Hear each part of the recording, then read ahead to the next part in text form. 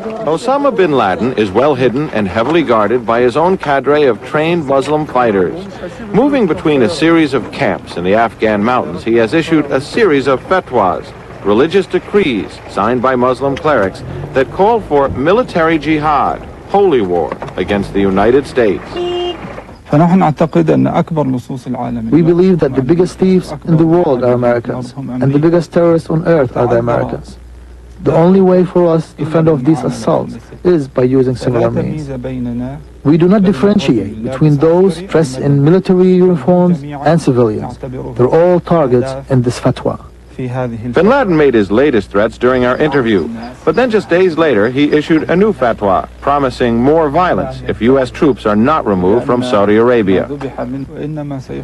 You will leave when the bodies of American soldiers and civilians are sent in the wooden boxes and coffins. That is when you will leave. It may be easy to make such threats. A man on a hilltop backed by a few hundred mujahideen soldiers declaring war on the United States. But it's not a conventional war that he's threatening. Bin Laden is talking about terrorism. To find Bin Laden, we had to travel to Pakistan, where eventually Bin Laden's people made contact. We moved north through dusty towns to the Afghan border. Just before sunset, Bin Laden's people led us on foot through the mountains, and we crossed unseen into Afghanistan. 2 days later, at 1 in the morning, we met with Bin Laden. Clearly, for our benefit, there was a little show of gunfire by his men to greet him.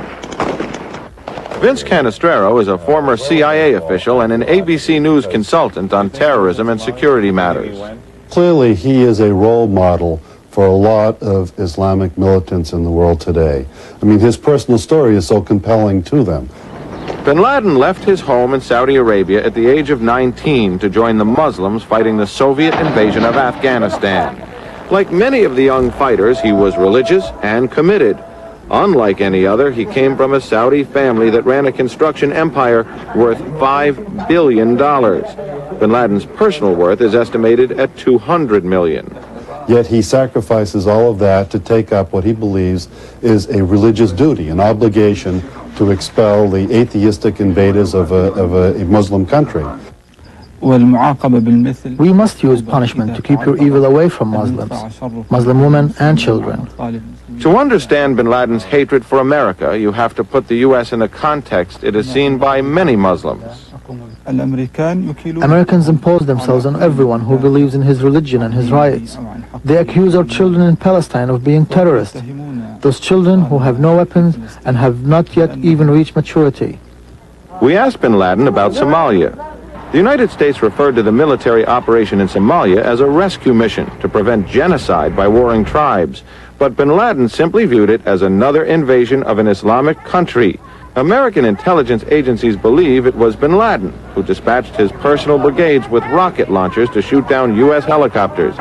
18 U.S. soldiers were killed. Bin Laden does not deny he had a role and revels in America's retreat from Somalia. Our people realize more than before that the American soldier is a paper tiger that ran in defeat after a few blows.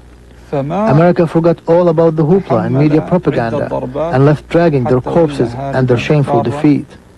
And in Saudi Arabia, another kind of warfare. In November 1995, a bomb exploded at the Saudi National Guard training center in Riyadh, killing 5 Americans. The bombers made videotape confessions saying they were inspired by Bin Laden. We look at these young men as great heroes and martyrs who followed the steps of the Prophet, peace be upon him. We called and they answered. Now investigators believe Bin Laden's attacks, or at least his alleged financing of attacks on Americans, may have struck a lot closer to home. The FBI believes bank accounts controlled by Bin Laden may have funneled money to Ramzi Youssef to blow up the World Trade Center. When Youssef was captured in February of 1995, he was staying at a guest house paid for by Bin Laden. Ramzi Youssef, after the World Trade Center bombing, became a well-known Muslim personality, and all Muslims know him. Unfortunately, I did not know him before the incident.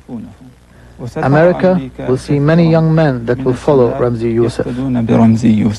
It is precisely what Bin Laden can do for the other Ramzi Youssefs that American authorities are worried about.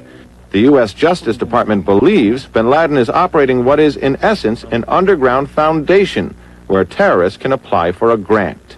From this New York courthouse, a federal grand jury is currently probing whether or not bin Laden has been financing terrorist attacks around the world.